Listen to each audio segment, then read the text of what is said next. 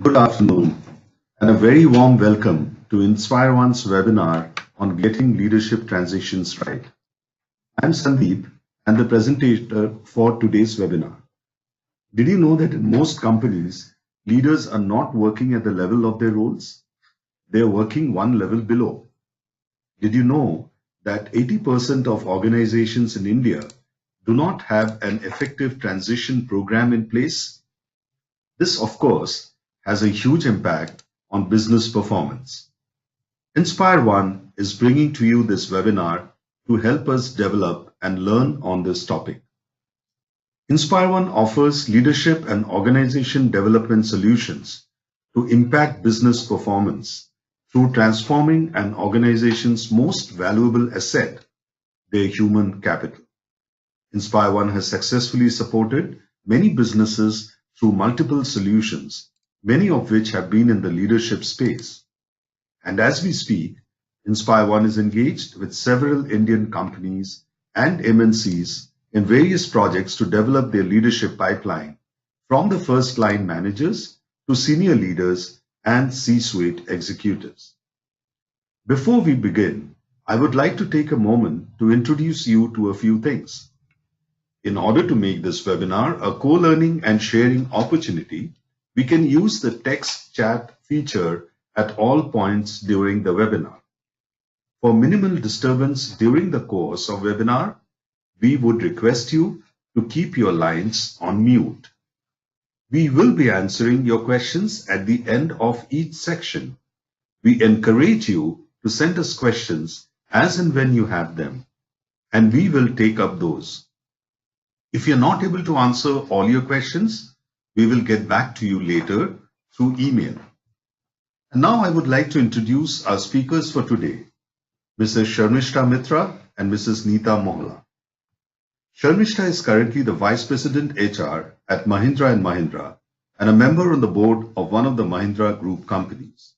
In her long and illustrious career, she has worked specially in the areas of change management and organization development in companies like Coca-Cola, Samsung, and Mahindra & Mahindra. She has been instrumental in initiating and successfully implementing many leadership development initiatives. We welcome her today as an expert speaker to share with us some of her experiences and best practices in leadership transitions. Neeta comes with about 3 decades of experience. Her expertise is in the area of leadership assessments and development, as well as emotional intelligence. She has done some seminal work on emotional intelligence, writing research papers, training globally on the subject, and even authored a book on EI. She has done extensive work on organizational change since 2008 and heads the leadership practice at InspireOne. With that, I would now like to hand over to you, Neeta, to take us through the agenda for the day. Thank you, Sandeep, and a very warm welcome again to everybody, and also thank you very much, Carmishtha. So every year, actually, if you look at the statistics, 25% of managers transition into new roles. And if we really look at not just the person transitioning, but also the impact of that transition, we will look at number of people impacted by this transition. It could be the new manager, the direct reports. It could be the past manager. It could be the past reportees, and also definitely the peers. And with that statistics in mind, almost 45% of an organization is being impacted by transitions. So we thought it was very important and very imperative to go into this subject and look at what is it that we can do as a group, as an organization, and of course as colleagues to improve this very critical process. So therefore, this webinar has been divided into 3 sections, and we will take each section one by one, take a few questions, and then move on into the next question to make it interactive. In the first section, we will talk about the process. Why is this so complex? Why is this so critical? What is the business impact, etc. In the second section, we will talk about, therefore, what should we do? How should we look at it holistically? What are the different impact areas that we must bear in mind as we create a transition program? And finally, we look at case studies and best practices from the work that we have done in InspireOne, but we'll also really draw upon Carmishtha's expertise and knowledge to help us understand and take some valuable tips from this webinar. So I'd like to start by building a little bit of context and really just referring to this slide. It's not the change that does us in, it's really transitions. And this was brought about by William Bridges and in his model, which was introduced in the early 90s. And I thought that this is a very important context to begin with. So what is the difference between change and transition? Because there is a big difference. Change is what happens externally. It's led by external circumstances mostly, and sometimes it can happen very fast. You know, a new strategy needs to get introduced very quickly because the competitive environment requires us to do so. So that's an example of a change. But transitions are the way we respond to that change, or what is really internal to us as people as we go through a change. It's what happens in people's minds. And therefore, transitions are more personal and can take a lot of time. In fact, very often you can find people not have gone through a change but have not made that personal transition. That's fairly common. And therefore, building upon Bridges' model, which was actually was like I mentioned, brought about in 91. This talks about the fact that as people transition, they typically go through three phases. The first phase, which is characterized by an ending, a feeling of an apparent loss, something that is going to be taken away from me, and therefore emotions of fear, denial, anger, sadness because there's going to be loss, also not liking that loss, so a little bit of resistance is a very important or a very common makeup of a person going through a change. And that's when we say endings, and what is very important at the end of the endings is to manage these feelings and therefore then let go. After this, let's say a person goes through this process well, person goes through what is called a neutral zone. And in neutral zone, the person is quite confused and the resentment actually increases because a person realizes that there is something new that a person needs to adopt. Person has to struggle with getting outside comfort zone. And there is confusion because a person is not aware of what differently should a person do. And even if they're aware of it, the emotional energy is not aligned to this change which is required. And therefore, neutral zone is characterized very often by anger and by depression, by stronger feelings of anger and depression. When a person transitions through this or knows how to handle these feelings, then a person moves into what is called the new beginnings, where at least a person is willing to try out the new situation. The emotional energy moves into being a little bit more positive. So hence, these three phases are important to understand from a transition perspective, because what is very often required is the process of building this bridge between these three processes. And if this is not handled or this is not understood, then we go through, and very often organizations go through change processes. So they'll put a process in place, they'll put training in place, there'll be all kinds of models that will be put into how does a person sell the change, get everybody to buy in, etc., plan the change, execute it. But the emotional part very often is left out. And therefore we find so often, and one of the things that earlier when Sandeep said, that person has moved into a new role, but is still not transitioned into the new role. And that's an important distinction to understand. And this is, the statistics sometimes that are reeled out are that 70% of change does not work. But what we need to understand, this is not working because person has not understood the change or accepted the change, but the person has not moved out of the zones, and especially the first two zones of letting go and the neutral zone. So hence this model becomes very critical. And I really want to give credit to one of the HR heads who brought this up when we were working in a transition process.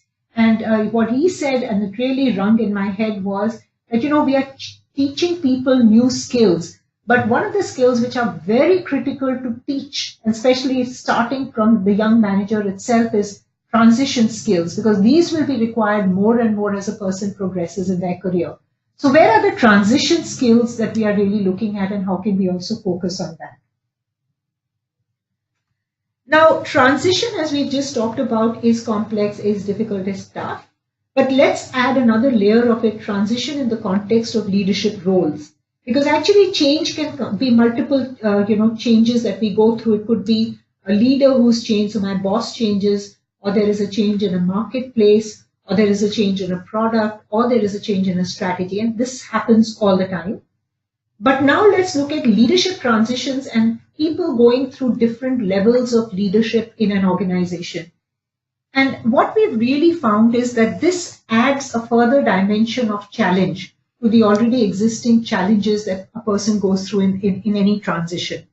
And this challenge only increases as the level of role increases. So imagine having a person move into a senior role, a senior leadership role. We assume typically that, this transition, first 90 days, the transition will happen. But even in the best of situations, what we find is it takes much longer than 90 days. That is if the transition is progressing well. Otherwise, we have a bigger problem at hand. And typically what we find that happens during this process of transition, and especially if this is not supported well, is that leaders start clinging on to something that they were continuing to do in the past. And so the belief or the assumption is that, whatever worked in the past will also work in the future. And that's where this very famous, saying was really brought in, I think by Marshall Goldsmith, where he said that what's got you here is not going to get you there. So that's a very important insight that people need to have, leaders need to have. And the other part is, so either that behavior perpetuates or a behavior of a big resistor starts coming into play. And sometimes this is passive, not very overt, but has a huge consequence on the way the overall organization moves. So leadership transitions are even more complex to handle. Thanks to many consultants, thanks to the work done by also Ramcharan, and in this case, the performance pipeline, which is Drotter's work, certain things have been defined fairly clearly in leadership roles. So what Drotter has in fact done in his work around the performance pipeline is defined that for each level or each turn of leadership, how does the focus change? What are the new skills that are required? And typically, therefore, at least from a cognitive perspective, the what of this role change has been clearly defined. So for example, if we look at the change from an individual contributor to a manager of people, what Drotter says is that the big change that comes up is that a person needs to stop looking at their own productivity, but start looking at team productivity as a measure of success. Similarly, when we're looking at changes which are even bigger changes from a business manager to a general manager, clearly person stops focusing on, the more multifunctional business, the driving of the multifunctional business teams, but starts looking at really how does he create this leverage across the region, or creating strategic frameworks which will be important region-wise. And similarly, moving on into enterprise manager or management, looking at more now enterprise-wide strategic framework. So clearly the role changes fairly significantly at each level. Now, this helps us, like I've mentioned earlier, to define possibly where the problem exists, the what of the problem.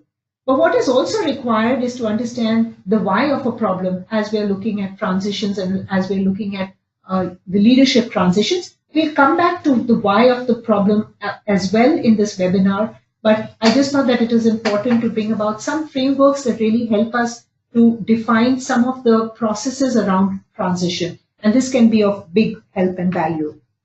I want to come back to really looking at why we should focus on all of this. Why is this important to all of us? 45% of any organization is going through transition. So that is really a a fact which is very important and we cannot ignore. The number of people and leaders going through transitions and change also has increased significantly over the years. And the fact is that by focusing on transitions separately, not just looking at the change, but also looking at transitions, there is a huge value that can be created for any business. 9 out of 10 teams whose leaders have gone through successful transitions go on to meeting their business goals for almost or for as much as 3 years. And I think that's a big, big reason to focus on transitions. Clearly, the rate of attrition reduces, and that's also really important and, of course, adds to the performance overall.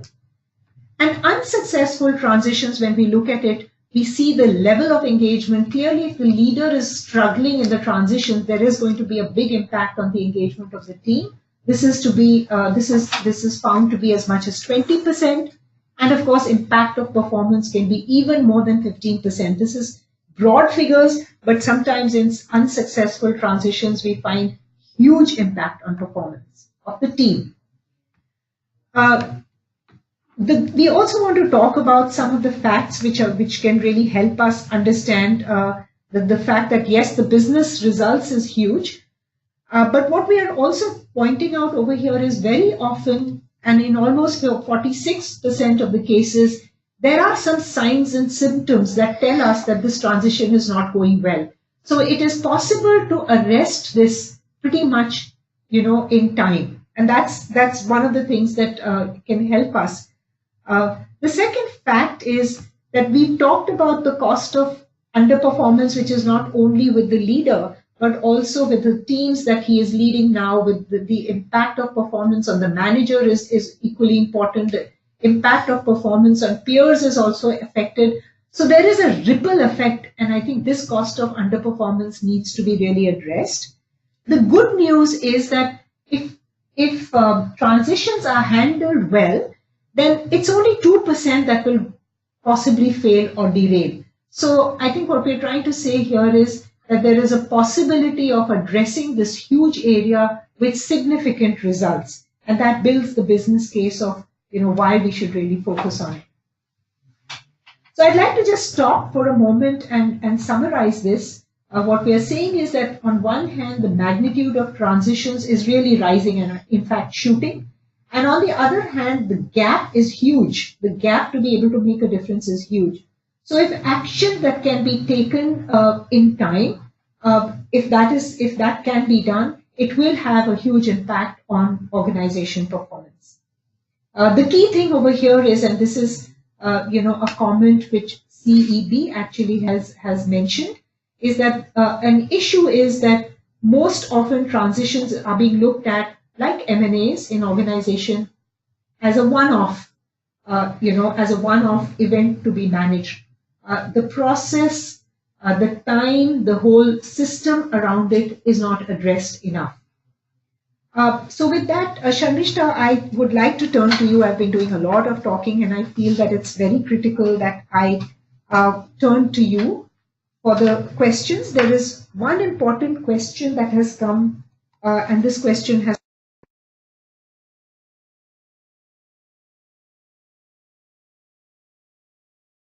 asking is that, we've talked about the fact that transitions is a difficult issue, and I'm a people manager and I need to move into the next role very soon.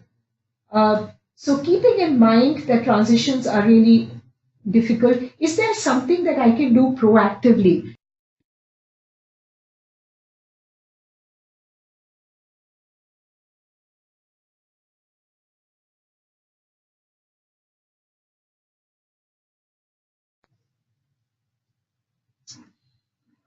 So I'm just going to stop at this point because there have been a couple of questions coming in, and Carmishtha, questions are addressed to you. So maybe start with the first question, Carmishtha, that's okay? Yeah, that's fine. Right. So the first question is that this is, Atul asking this question. And what he's saying, I'm a people manager and I'm likely to move into a new role soon. highlighted so far is that there are challenges that a person needs to overcome at every role, and each role has subsequent, obviously, higher challenges. However, can you understand for myself as an individual, how can I prepare myself for this transition? This is coming up, and I want to know, is there something I can do proactively? So, over to you. I think that's thank you. And I think that's a very, very good question. So 2 or 3 things which comes to my own mind, and many of us who have made transitions have been told also time and again. So one of the beautiful pearls of wisdom that I got in one of the recent roles that transitioned about 3.5 years back, and I will come to the people manager answer also soon, but transition overall.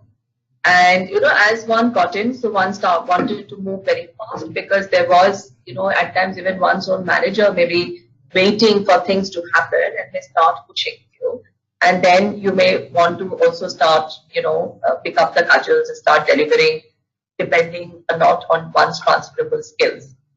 So I was also on that path, for example, and then a very senior leader in the organization invited me for lunch one day. And as I sat down with him for lunch, I think the most important message that he gave us, which has stayed with me, is take your time, understand the system, build the relationships. Don't be in a hurry to prove yourself as yet. Slow down. So I think it was a very, very important message. So when slow down was the message which was a key takeaway. But the points which were mentioned prior to this, I thought are very critical. So take your time to understand the system. Take your time to build relationships. Take your time to prioritize on your strategies. So these 3 things are very, very important when it comes to transition.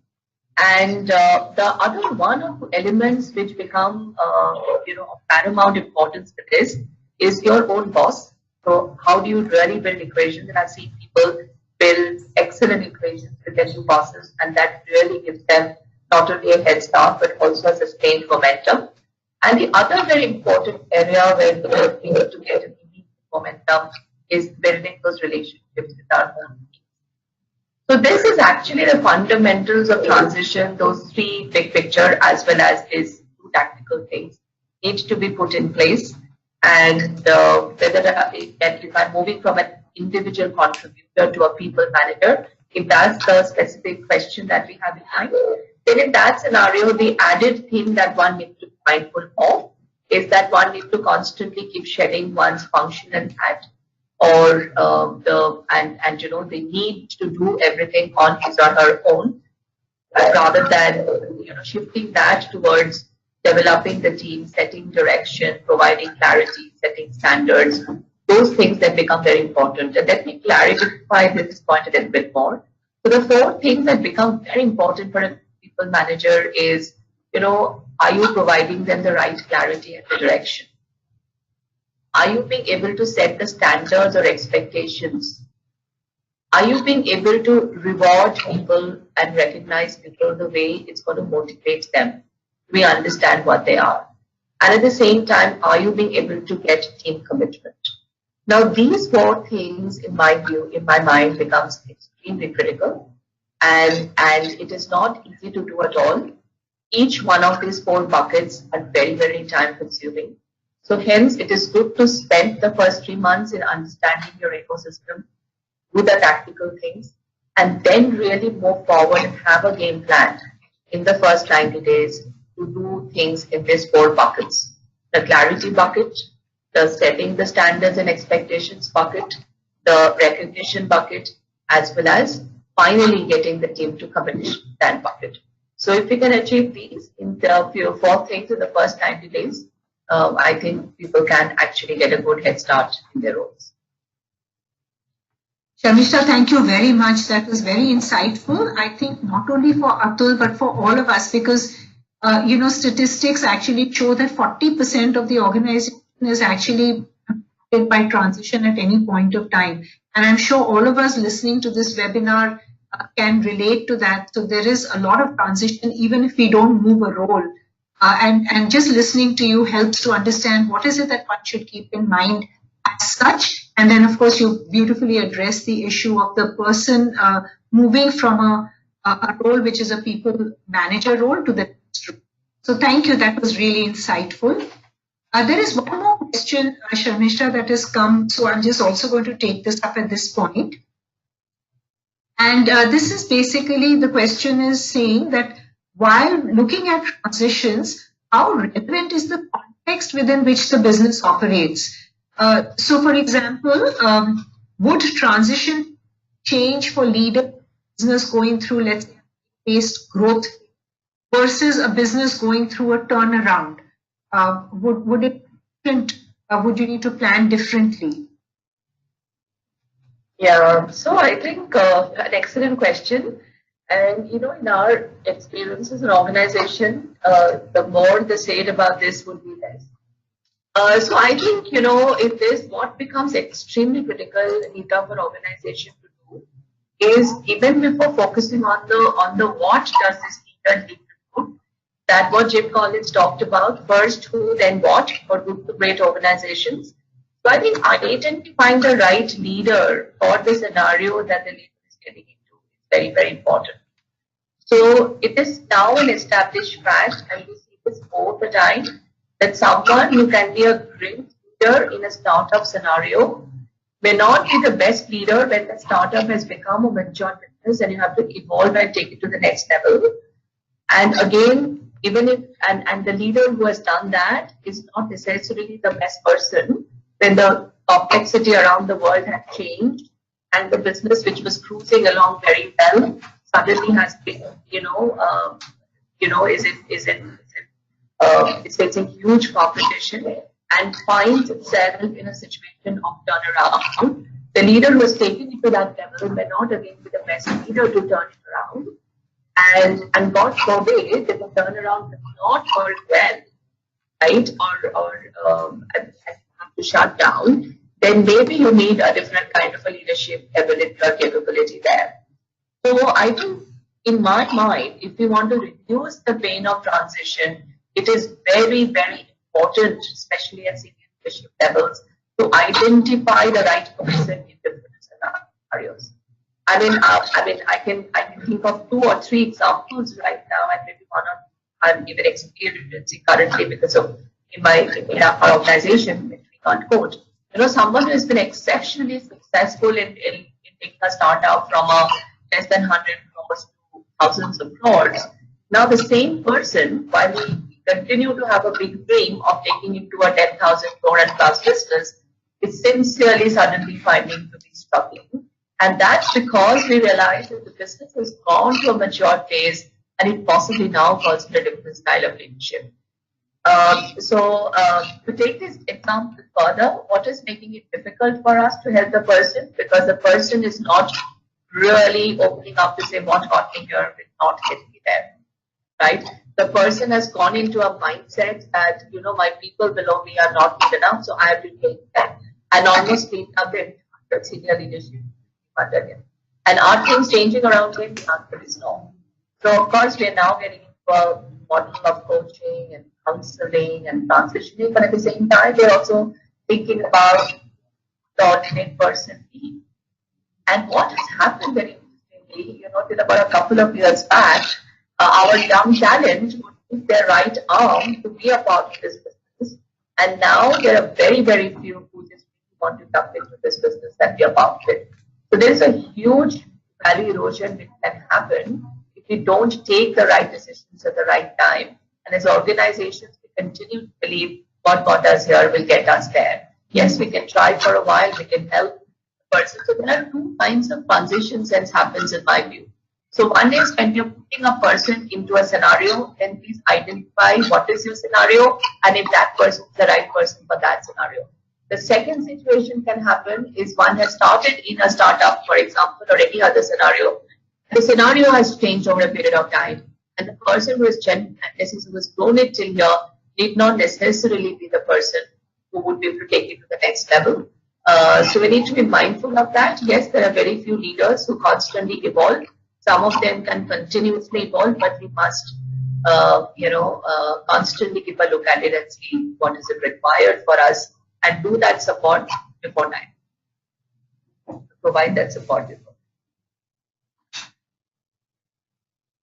Right. Thankfully, this whole research on neuroscience has brought to bear why these transitions are difficult and personal transitions are so difficult sometimes to go through. Shamish, one related question that has come from the audience.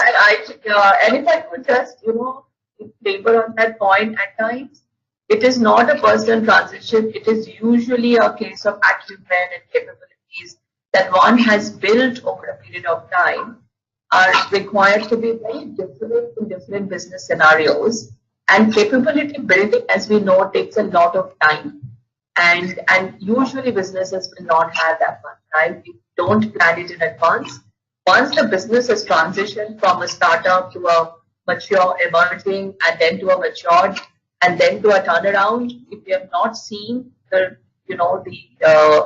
importance when the business is transitioning, if we don't see that in advance and start supporting the leaders or start making a transition plan or get an alternate leader in place, we are seriously going to be in trouble. And that's why many businesses go into a turnaround and a shutdown mode after growing healthy over a period of time.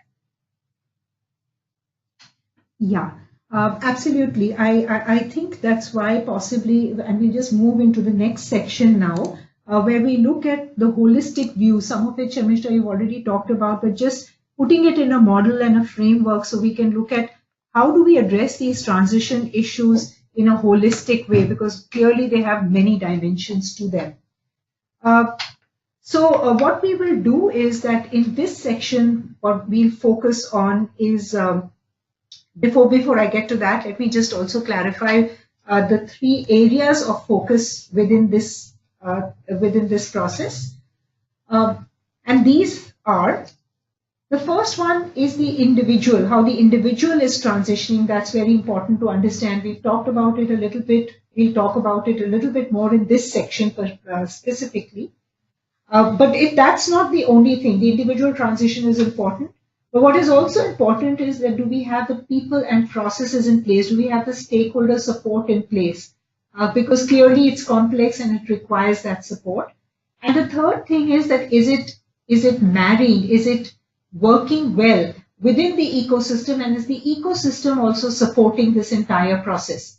So what we will do in this section is we will look at the individual part, because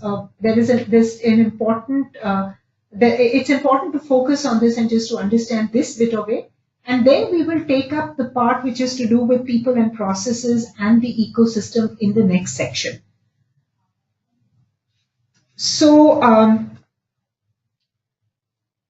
it's been very interesting because when we were looking at transition, and especially people transition, the individual transition, what we found is an interesting research that was done with people who had gone through a heart disease, and in fact who had gone through surgery, traumatic surgery, bypass surgery at that. And they were, of course, asked to change their lifestyle as a part of post-recovery.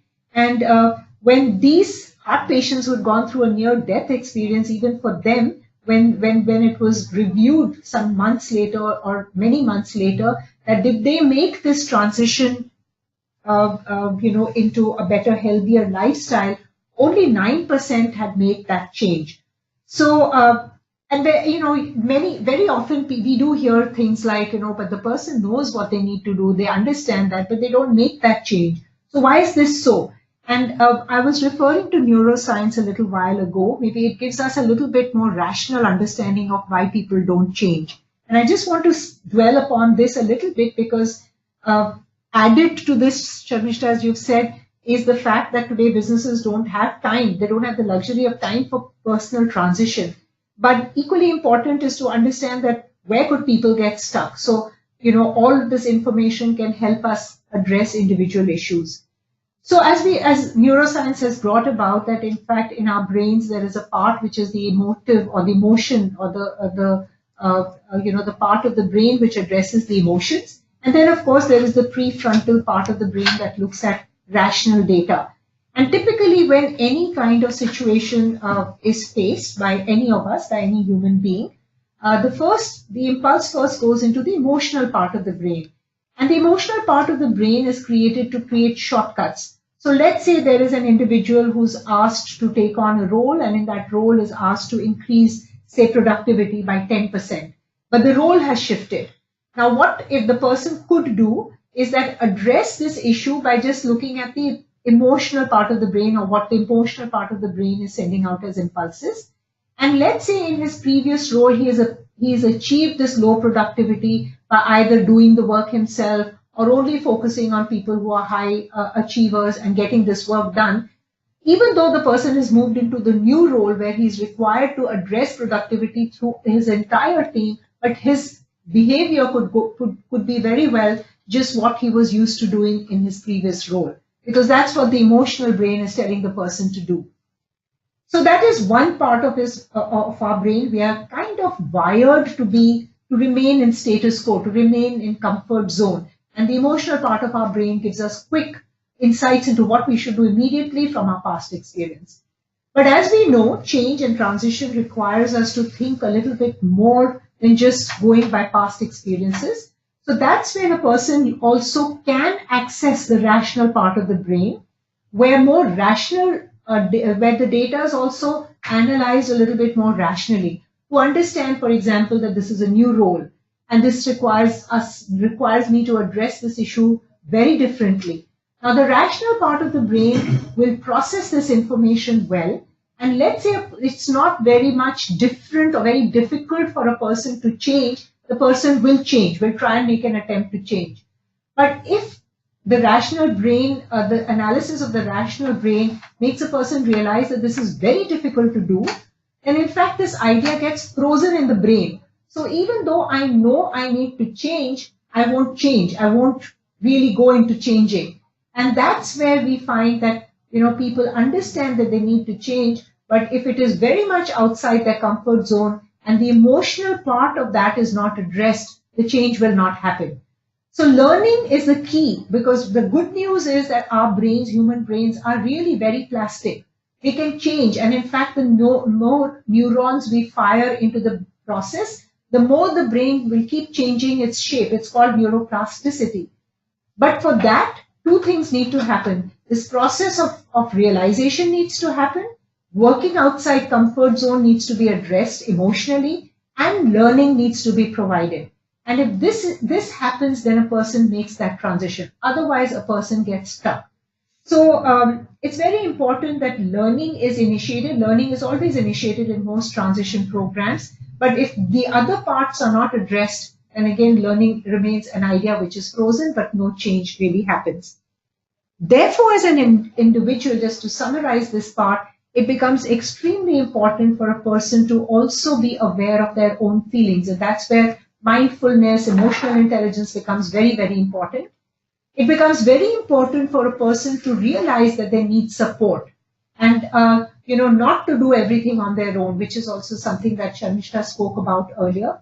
And most critical is not to start competing, not to be better than, for example, my team and to show my team that I'm so good, but take them along and step back a little bit, address the feelings and use the more, use what Carmishtha also talked about or will talk about is also the whole brain. So use all parts of the brain to really address the issue. So that's really this part.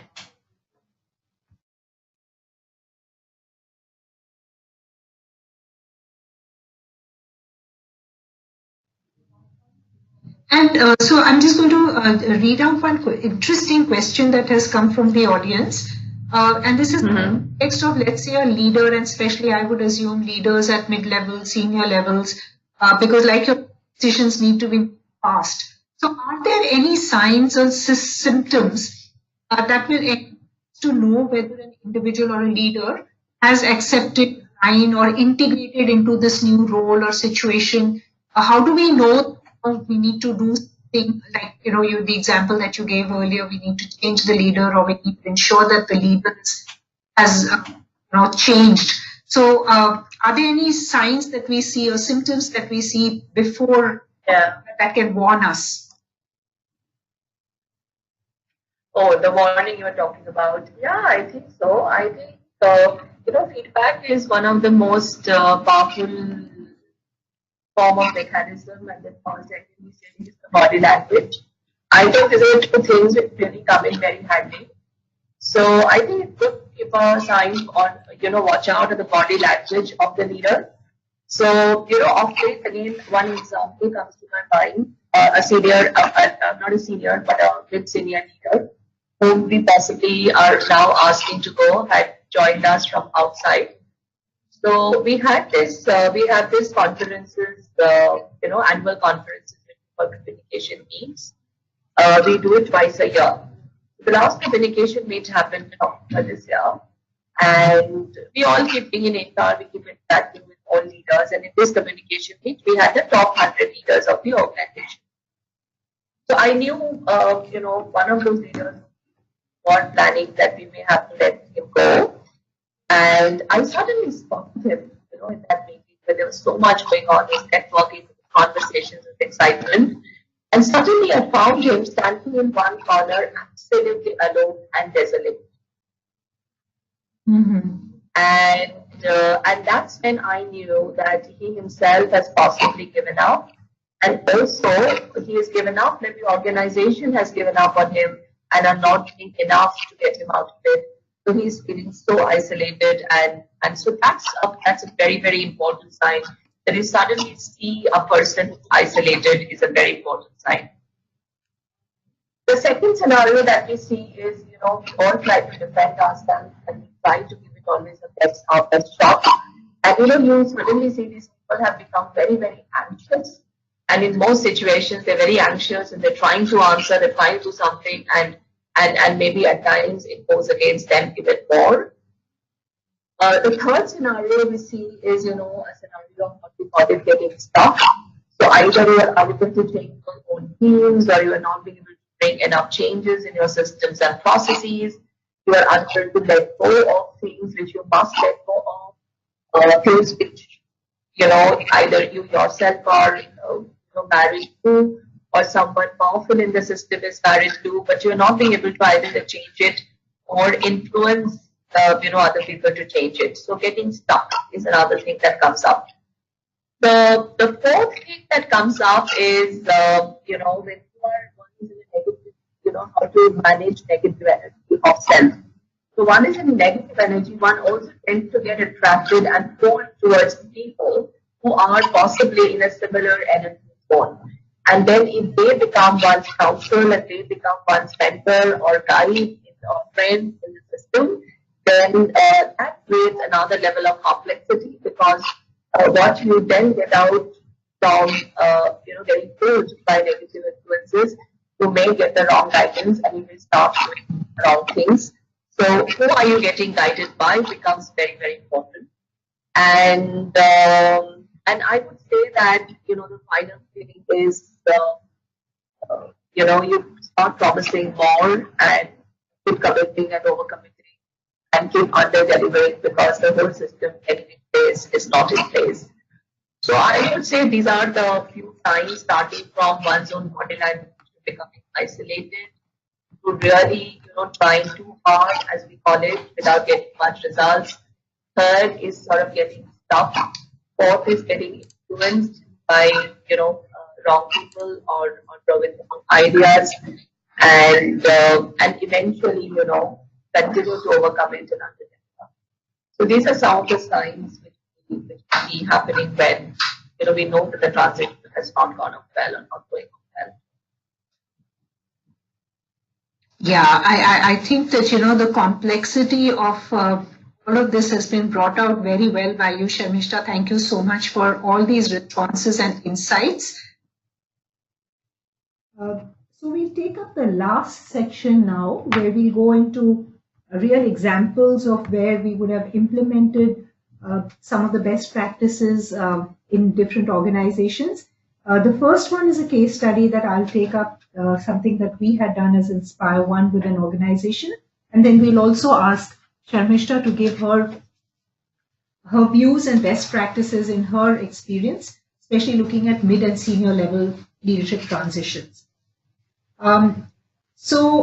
Very quickly, this client is actually a client in the area of financial services. One of the leading NBFCs and works also and works in the insurance sector as well, with a very diverse portfolio. Now, they already had a transition program in place all these years for people who were moving from individual contributor to first-time manager roles. But they realized that they were getting sporadic success.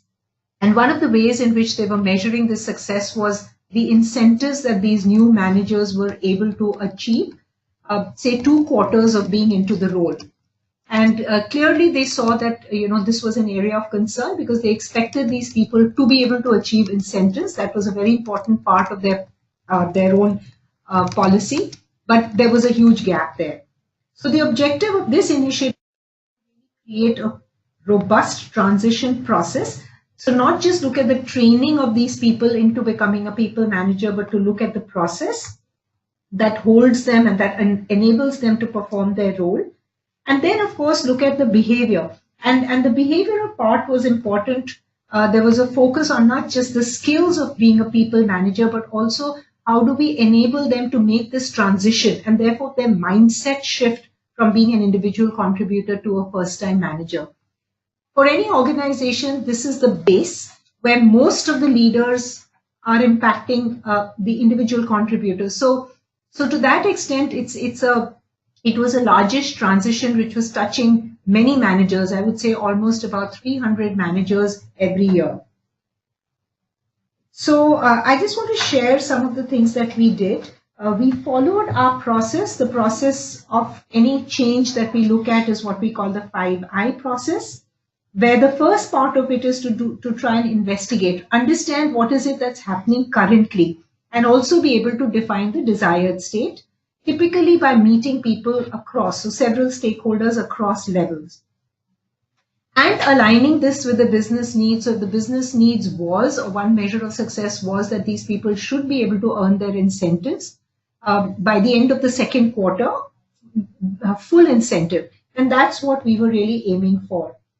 The second phase, which is really identification and really the inspiration phase, where we looked at designing the transition process. Of course, the learning bit of it was also something that we designed well, designed for the client.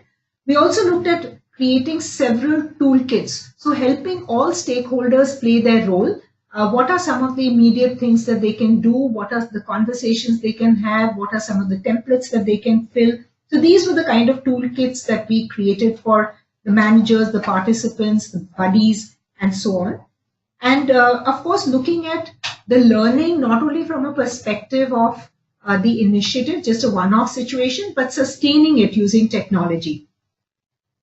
The next stage was the implementation stage, where we had to, of course, part of the implementation was lying with us.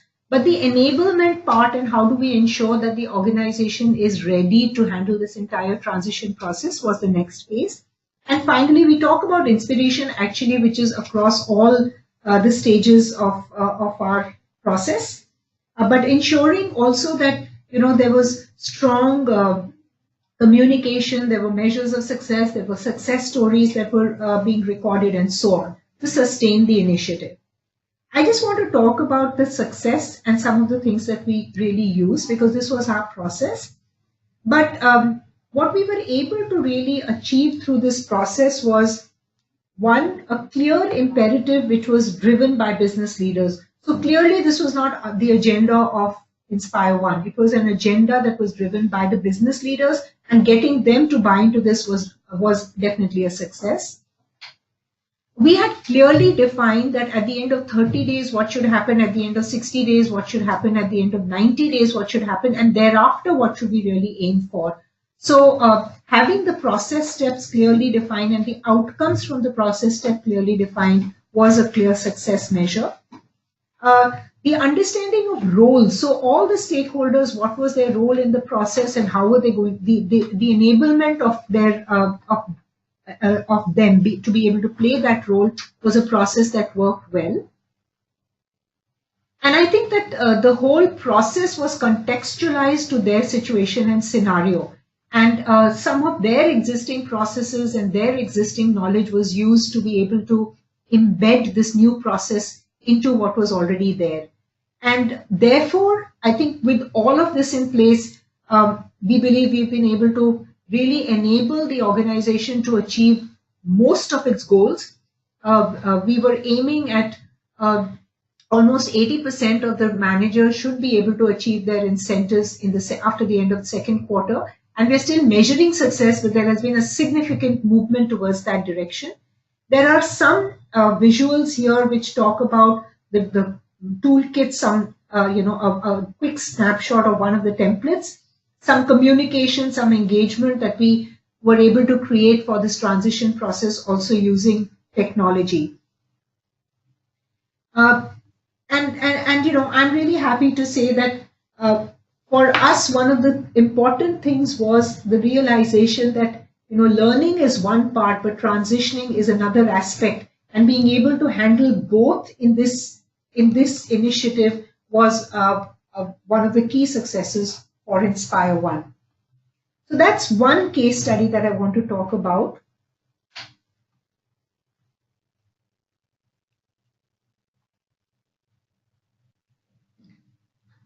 So Sharmishta, one of the things I'm sure the audience would be very keen to know from you is that in your experiences, what has worked? What are some of the best practices and tips you can share with us? Especially when we're looking at transitions, let's say from mid-level and senior levels, because those really have a huge impact on the organization as a whole. Yeah. So, typically what we experience is from an individual characteristic standpoint, leaders who really have, a mindset of what we call whole brain thinking, who really essentially bring in, who has the ability, or who would have the ability to match your relationship execution. Sort of focusing on fixing all four in one approach. That one characteristic we see work very well when leaders come with those characteristics. The second characteristic that we see are leaders who are very, very mindful and focused in every transaction, as if they want to make the best out of that transaction, and means they are giving their baggage away, they're giving their own thought processes away. They're just focused on that interaction. Let me put it like that, transaction, but interaction during the time of induction. Those who take the induction very seriously and those organizations to create a good induction plan, and the leader actually takes the induction very, very seriously and drops all barriers. And third is mindful. At the time of induction, with everything, the design as well as the participation. The third area which we see works very well from an individual leadership characteristic is, someone who is very naturally, a multiplier, who knows that you give me a situation A, I'm aware that A is not going to remain as A. The A can have like A1, A2, A3, A4, A5, A6 possibilities. So leaders are mindful of that and are constantly curious to get the right insights while interacting with the organization, whether it is with the stakeholders inside, stakeholders outside, reading up the data, going through all of that, and really trying to understand the implication of all the critical information that one is coming across, be it around process, be it around systems, be it around culture, be it around people, be it around maybe capability areas or future strategy or even structure. So they really seek, are extremely curious and are constantly building insights within, mindset of being a multiplier as a leader, and then seeing how can I use all this information to take the organization forward, use my resources to really double them. So then when comes with these 2 or 3 kind of characteristics of, a whole brain thinker, and someone who is very mindful, someone who has a multiplier mindset, So what happens is then they really start immersing themselves in the organization, because the focus has already shifted from self to the ecosystem. And the ecosystem picks up that energy. And once the ecosystem picks up that positive energy, the ecosystem is willing to support. The ecosystem is willing to support even if there are lapses. The ecosystem is willing to reward if there is even two small good things done, right? So then I think that the transferring of one's energy, the energy of the ecosystem, by being fully immersed in it is very, very important. And here again, who the person is and one's own characteristics I've seen comes very, very handy. The second set of leaders who have seen transition well, it's a well-known fact, who look at things also with a lot of humility and hence openness and flexibility. And the other points that we discussed, in the point one of first question when you asked what are things to be done, and the points to avoid is the question that you asked, which is the question number 3. They all become relevant. And even the question number 2, that what kind of transition have I landed myself into, to figure that out very quickly enough and putting a plan of action and getting it signed off by the critical stakeholders in the system after you have done all this bit becomes a very, very important one. I've seen leaders who define a blueprint in the first 90 days and leaders who do not define the blueprint after the first 90 days. There is a huge amount of difference in their delivery. And you can, and a blueprint which is of course signed off. And to get a signed off blueprint, the characteristics of the leaders that we talked about and their full immersion in the system is important, as well as then clearly recognizing the scenario in which they are and what are the actions that need to be taken. But the most important thing that I'm realizing is it's very difficult to do transitions all alone and do all these 4 or 5 steps on his or her own. It is very, very critical for organizations to support them first, to help them understand, who they are in some form of format and assessment, and also support them with a transition coach who then really becomes a mirror for this individual and a bouncing board, so that they can iron out all the rough edges, all the insecurities, the fears, the stresses, take those negative things away and replace them with the positive actions we just talked about in terms of immersing, understanding, creating a blueprint, alignment, sign off, and execution. So I would summarize and say there are 3 steps. One is, for mid-managers and above, try and get leaders who come with broad leadership capabilities and not only performance and delivery and functional capabilities. So identifying the leaders with the right bandwidth is very, very important, and they can come from multiple sources. That's responsibility of the organization. Responsibility of the leader is to fully immerse. Once we have identified the right leader, is to fully immerse in the ecosystem, by putting to understand and do alignment and take sign off and prepare a draft in the next 90 days, which is very happily signed off. And then the third, which is the joint responsibility of the organization and the individual, is to really provide and leverage a transition coach. The right coach for the right scenario is very, very important so that the leader can transition smoothly. I would say these 3 things are done by the organization and the leader. The chances are very likely that it is going to be a good transition. Carmishtha, thank you so very much. I think you put it very beautifully, and I think you put it in a very clear structure, which also makes it very easy to follow, understand, and reflect upon. I think a number of ideas shared by you, which will really help the audience to look at their strategies and what are things that they can take as takeaways and reflect and improve.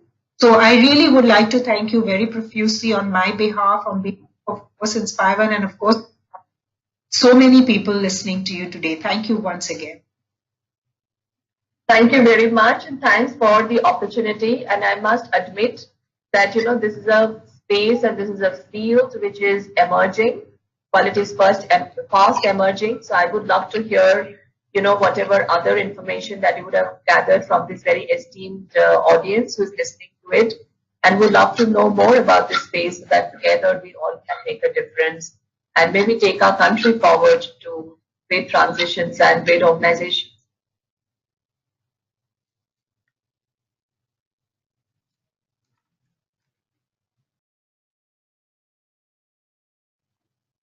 Thank you, everyone. We'll be getting back with some of the questions we were unable to answer during this 1 hour. Thank you once again.